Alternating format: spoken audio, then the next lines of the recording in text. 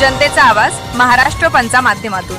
नमस्कार, महाराष्ट्र पंच न्यूज मध्ये आपलं स्वागत आहे। मी नाजिम सिद्दीकी। पाहूया शहरातील ताज्या घडामोडी।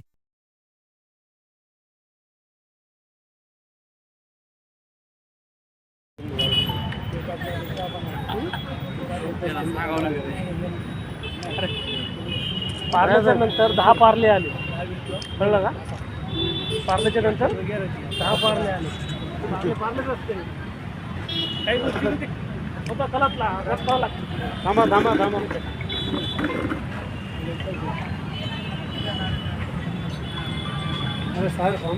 डॉक्टर बाबासाहेब आंबेडकरांचा रिपब्लिकन सेनेचा आनंदराज साहब तुम आगे बढ़ो, हम तुम्हारे साथ हैं। आनंदराज साहब तुम आगे बढ़ो, हम तुम्हारे साथ हैं। रिपब्लिकन सेनेचा विजय असो, डॉक्टर बाबासाहेब आंबेडकरांचा विजय असो। डॉक्टरांचं निलंबन झालं पाहिजे, डॉक्टरांचं निलंबन झालं पाहिजे, मुख्याध्यापिकाचे निलंबन झालं पाहिजे, मुख्याध्यापिकेचे निलंबन झालं पाहिजे। डॉक्टर बाबासाहेब आंबेडकरांचा विजय असो। हमारी मांगे पूरी करो, हमारी मांगे पूरी करो। सर, आजचं जे आमरण उपोषण आहे कोणत्या संदर्भात आहे? गंगाखेड येथे कस्तुरबा गांधी बालिका विद्यालय शासनाचा एक उपक्रम आहे। तिथं वसतिगृह आहे। त्या वसतिगृहामध्ये मागच्या 6-7 महिन्यापासून मुलीवर लैंगिक अत्याचार होत आहेत। त्या प्रकरणामध्ये एका मुलीला जे गरोदरपण राहिली होती, त्या कस्तुरबा गांधी विद्यालयाच्या ज्या मुख्याध्यापिका आहेत अर्चना सूर्यवंशी, या गंगाखेडच्या स्थानिक असल्यामुळे त्यांनी हे प्रकरण दाबून टाकलं।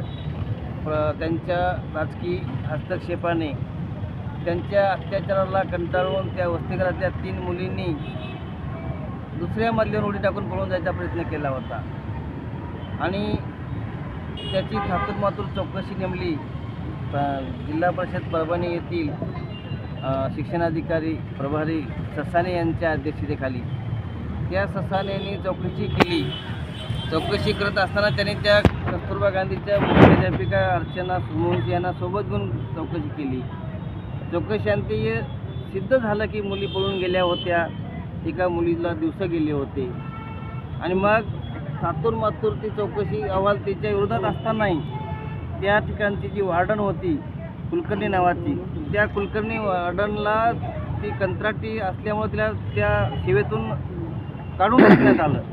तिच्यावर कारवाई केली, पण तिला नैसर्गिक न्याय देत असताना वार्डन जशी दोषी आहे तशी मुख्याध्यापिकाही दोषी आहे आणि मग मुख्याध्यापिकेला तुम्ही दोषी न धरता तिला वाचवता, तर तिला काय वाचवायचं कारण आहे? तिच्या भागात कोण आहे असं? आणि ते प्रकार मागील किती दिवसापासून चालू आहे, आज पण चालू आहे। त्याचाच एक भाग म्हणून त्या मुख्याध्यापिकेची एवढी तिनं मगरुली आली आहे, तिनं यावर्षी त्या वसतिगृहाचं जे काही किराणा टेंडर असेल, भाजीपाल्याचं टेंडर असेल, दुधाचं टेंडर असेल, स्टेशनरी टेंडर असेल, ते सगळेच टेंडर तिने नियमबाह्य पद्धतीने केली। राज्य सरकारचा 16/19/2016चा एक शासन निर्णय आहे।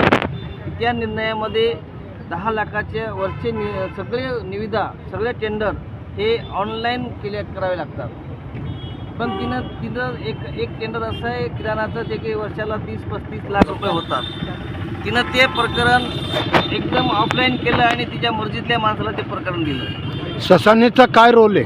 ससानेला आता चौकशी अधिकारी नेमलेला आहे, पण ससानेला MPSCचे प्रकल्प संचालक आहेत महाराष्ट्राचे, त्यांनी आदेश दिला होता की चौकशी समिती नेमा आणि 20 जुलैपर्यंत त्या अहवाल आम्हाला सादर करा। 20 जुलैच्या अगोदर चौकशी समिती नेमलेली आहे। आत्तापर्यंत ससाने चौकशीला आला नाही। कुणाच्या दबावाखाली आला नाही, का आला नाही, काय कारण आहे, का चौकशी दाबत आहेत ते? आम्ही मागितलेली माहिती का देत नाहीत? आम्ही मागितली एखादी माहिती तर ती आम्हाला दुसरी माहिती देतात। आम्हाला मागितलेल्या माहितीत त्यांनी आम्हाला एक शासन निर्णय दिलेला आहे। त्याच्या शासन निर्णयाप्रमाणे 2016च्या अगोदरच नंतरचे सगळे निविदा ह्या ऑनलाईन व्हायला पाहिजे 10 लाखाच्या वरल्या। मग तिनं तिच्या शासन निर्णयामध्ये ते 35 लाखाचं निविदा आहे ती तिने ऑफलाईन का केली? तर याच्यावर नियंत्रक कोण? याच्यावर- ससाने आहे का?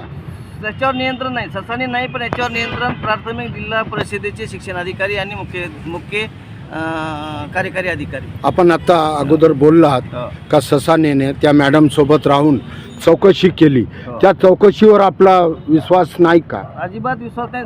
चोराला तुम्ही सोबत घेत असताल, गुन्हेगाराला सोबत घेत असताल तर चौकशी फेअर अँड फास्ट होणार नाही, असं आमचं स्वतःचं मत आहे. आपण ससानेला भेटला असता, ससानेने काय उत्तर दिले या विषयावर? सस्यानाला प्रत्यक्ष भेटलो नाही, पण फोनवर चर्चा झालेली आहे. त्यांनी मी चौकशी करतो, चौकशीला येतो, माझ्या मागे खूप कामं आहेत, मला वेळ नाही, अशा प्रकारे ते वेळ काढूपणा करत आहे.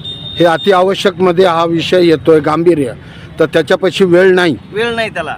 आता जे किराणा टेंडर ज्याला गेलंय त्याच्याकडं किराणा पुरवण्याचं कुठलंही लायसन नाही. ती फार्मास्युटिकल कंपनी आहे, तिला कुठलंही त्याला ते किराणा पुरवायचा अधिकार नाही. अन्न मिसळचं त्याच्या पैसे लायसन सुद्धा नसेल. अजिबात नाही. आम्ही तुकाराम मुंडे साहेबाकडे पण पत्र पाठवलेलं आहे की त्यांना त्याचा अधिकार नसताना ते किराणाचं टेंडर दिलेलं आहे आणि तो तिच्या जवळचा नात्यातला किराणा टेंडरवाला माणूस आहे. बरं, हे विषय शासनाकडे जाऊन किती दिवस झाले? 7-8 महिने झालं. आता मी मागच्या 3 महिन्यापासून रोज पाठपुरावा करतोय. जीओला भेटतोय, प्राथमिक शिक्षणाधिकारी पोलासुई त्यांना भेटलो, नंतर बिरगे मॅडमकडे चार्ज झाला त्यांना भेटलो, शिओ मॅडमला 3 वेळेस भेटलो. काय म्हणतात माथुर मॅडम? चौकशी आम्ही नेमलेली आहे, चौकशी होऊन जाईल. कधी होणार आहे? तुमच्या प्रकल्प संचालकाने तुम्हाला आदेश दिला आहे, माझ्याकडे पत्र आहे प्रकल्प संचालकाचं की आम्ही त्यांना आदेश दिलेला आहे. आणि त्या आदेशात त्यांनी सांगितलं की आम्हाला 7 दिवसाच्या चौकशी करा आणि आम्हाला अहवाल द्या. बरं, ससानेने कारवाई नाही केली तर आपण पुढचं ससानेच्या निलंबनाची आम्ही कारवाई मागणी करत होतो, आज करतो की चौकशी तुला नेमून पण तू का चौकशी करत नाहीस, कुणाच्या दबावाखाली चौकशी करत या घटनेला किती दिवस झाले आत साधारण? या मुलीच्या अत्याचार प्रकरण 7-8 महिने झाले. त्या मुलीचे कोण आहे नातेवाईक आपल्या सोबत आमरण उपोषणासाठी? नातेवाईक नाही आले, ती दबावाखाली येतात. ते तितक्या, कारण मुली तिथं गरीब मुली आहेत, त्या मुलीला काढून टाकण्याची भीती आहे. ते बोलणार पण नाही तुम्हाला, ते उत्तर पण देणार नाहीत, कारण त्यांच्या मुली ते शिक्षण घ्यायचे. ती अर्चना मॅडम जी आहे, सोमवंशी मॅडम, ही सगळ्या मुलींना दबाव टाकते. तुम्ही जर हे प्रकरण कोणाला सांगितलं, कुणाकडे गेले तर आम्ही तुम्हाला काढून टाकू आणि तुमच्यावर कारवाई करू. तर त्या मॅडमवर तुम्ही कारवाईची मागणी करतो आम्ही. रिपब्लिकन सेना त्या मॅडमवर फौजदारी गुन्हे दाखल करा आणि तिचं तात्काळ निलंबन करा. किती वर्षापासून तिथं ते स्थायिक आहेत? ती 2016-17 पासून तिथे नोकरीला आहे. मध्यंतरी 1-2 वर्षापासून बदली करून गेली होती पुण्याला, तिथे कुठाने गेले, परत गंगाखेडला बदली करून आली. ती रहिवासी गंगाखेडची आहेत ती का? रहिवासी आहे ती. धन्यवाद आमच्या चॅनलला मुलाखत दिल्याबद्दल. धन्यवाद, थँक्यू.